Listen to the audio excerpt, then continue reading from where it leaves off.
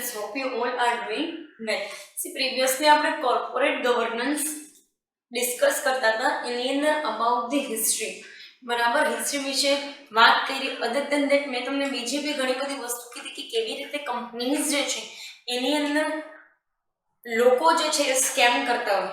બરાબર, ઘણી વખત from the side of board of directors હોય, ઘણી વખત from the side of managers હોય, ઘણી વખત કોઈ ફાઇનાન્સને રિલેટેડ તમે જે છે એ માલ પ્રેક્ટિસીસ કરતા હોય.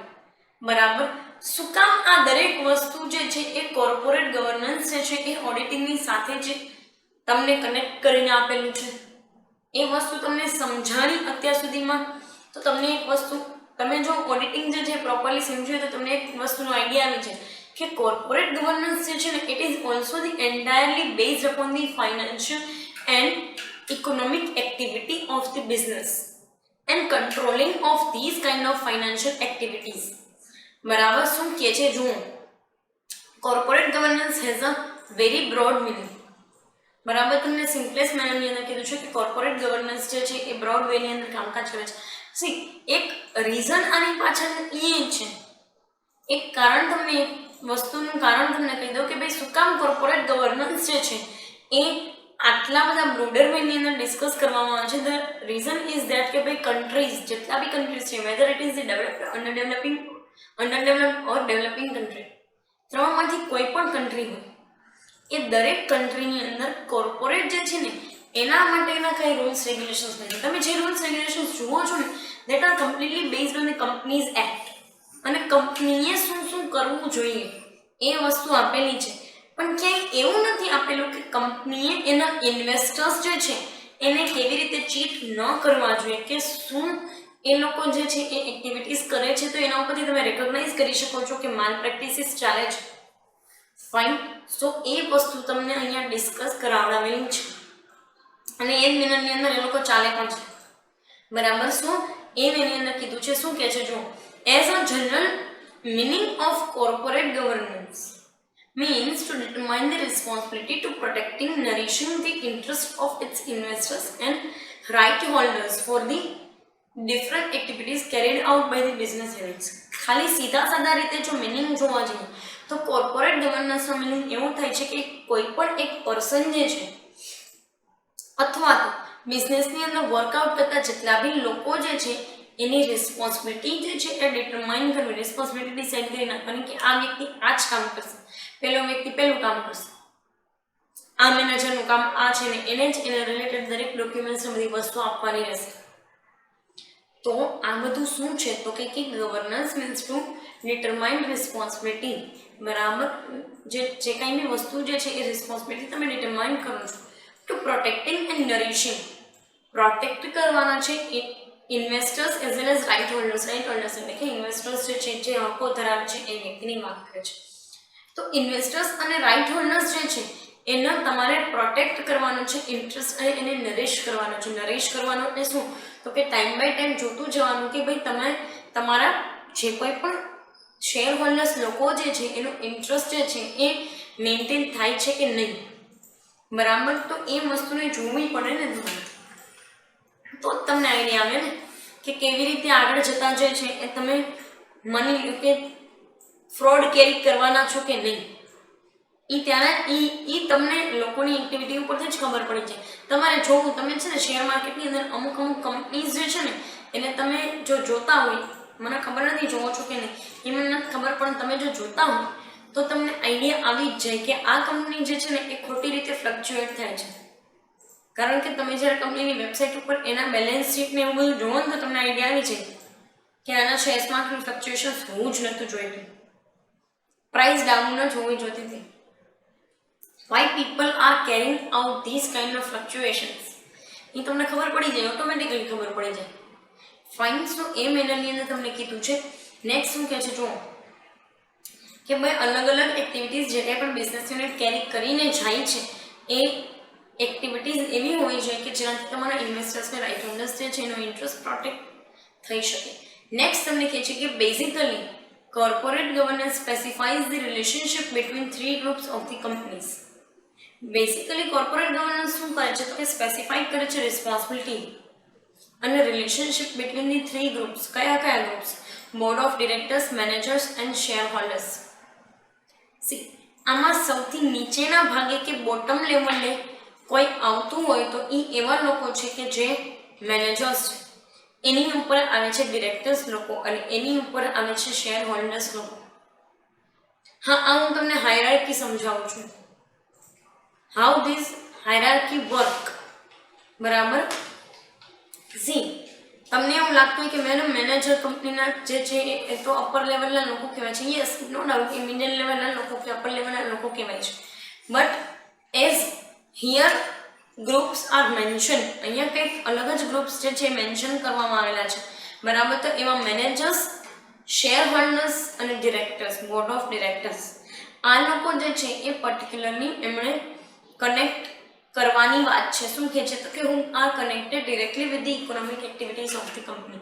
આ ત્રણ ગ્રુપ્સ એવા છે કે જે કન્ટિન્યુઅસલી અને ડિરેક્ટલી રિલેટેડ છે with the economic activity of the company. એમાં શેર હોલ્ડર્સ લોકો જે છે એ માની લો કે માર્કેટની અંદર કોઈ ઉથલ પાથલ કરતા હોય, એટલે કે ફ્લક્ચ્યુએશન્સ લઈ આવતા હોય.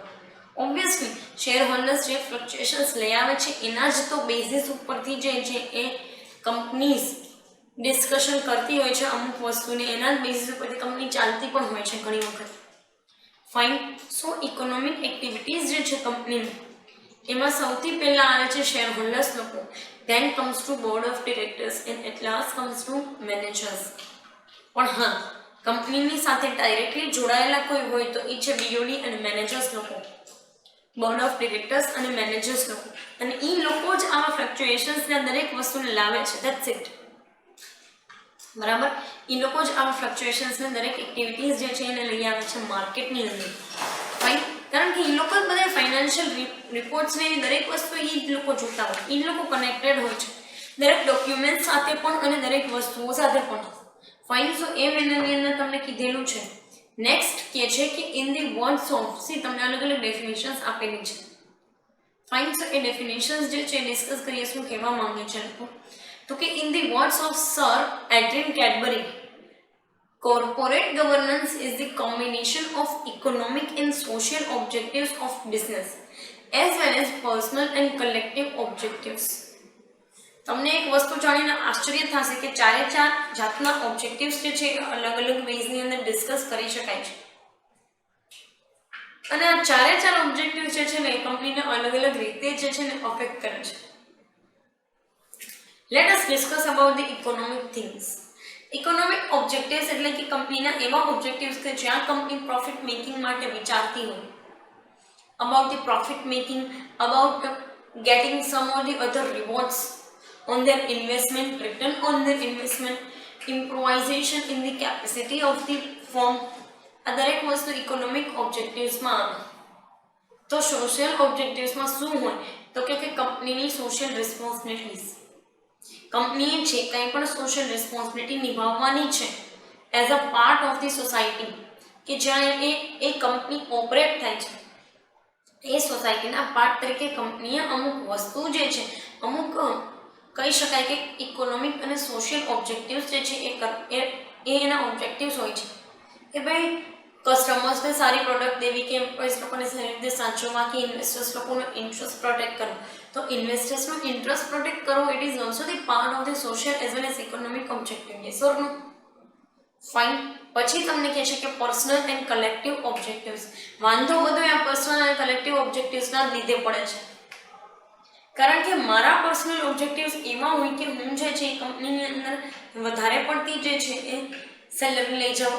જો હું મેનેજર હોય તો મારા ઓબ્જેક્ટિવ્સ એ પ્રમાણે હોય કે હું વધારે પડતી સેલરી લઈ જાઉં, કે પછી મારી ટીમ મેમ્બર્સ જે છે એને કહું કે તમે વધારે રિવોર્ડ્સ લઈ આવો તો મારું સારું દેખાય. તો એ આ બધા પર્સનલ અને કલેક્ટિવ ઓબ્જેક્ટિવ્સ છે. જ્યારે કોઈ પણ વ્યક્તિ આ પર્સનલ ઓબ્જેક્ટિવ ઉપર જાય ને, એટલે કે પર્સનલ થવા જાય અને એમાં પ્રોફિટ કમાવાની ટ્રાય કરે ને માલ પ્રેક્ટિસીસ સાથે, ત્યારે જ આ કોર્પોરેટ ગવર્નન્સની જરૂરિયાત પડે છે. બરાબર. તો corporate governance is the combination, obviously combination છે economic, social, personal and collective ઓબ્જેક્ટિવ્સનો. Yes or no? The effective utilization of wealth of unit. The effective utilization of wealth of unit becomes possible due to it and consequently provides specific guidelines for disbursing the task to the person connected with the different classes of people.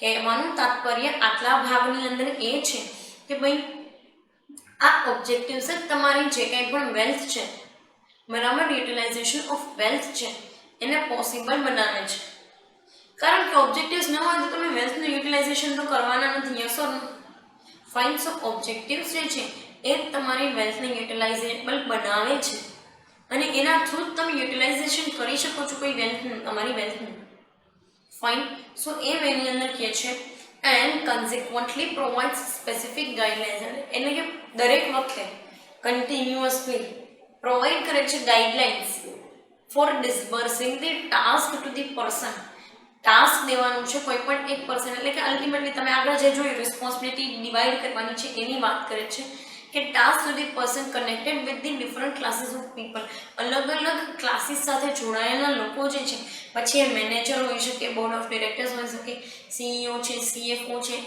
MD છે managing director છે બરાબર તો આ અલગ અલગ ક્લાસના લોકો જે છે એની સાથે લોકો કનેક્ટેડ હોય છે ફાઇન સો પર્ટિક્યુલરલી એને કનેક્ટ કરવા માટે ટાસ્ક દેવા માટે ફાઇન સો એ વસ્તુ જે છે એના એ વસ્તુને કોર્પોરેટ ગવર્નન્સ કીધું છે સર એડ્રિન કેડબરીનો ટોટાલિટીની અંદર કહેવાનો મિનિંગ ખાલી એટલો જ છે કે તમે જ્યારે બી કંપની અને કંપનીના લોકો સાથે જ્યારે જોડાઓ છો ત્યારે તમે કંપનીની અલગ અલગ જે છે એ ઓબ્જેક્ટિવ્સ હોય એની સાથે પણ જોડાઓ છો અને તમારી રિસ્પોન્સિબિલિટી બને છે two gate all those objectives બરાબર જેટલા બી ઓબ્જેક્ટિવ્સ જે છે એની સાથે તમારો રિલેશન બને છે અને તમારે એ ઓબ્જેક્ટિવ્સ અચીવ કરવાના રહે છે but with the protection of interest of your shareholders or your employees or other persons fine so એ વેથી તમને કીધેલું છે નેક્સ્ટ કે છે કે ધ વર્લ્ડ બેંક પ્રેસિડેન્ટ જે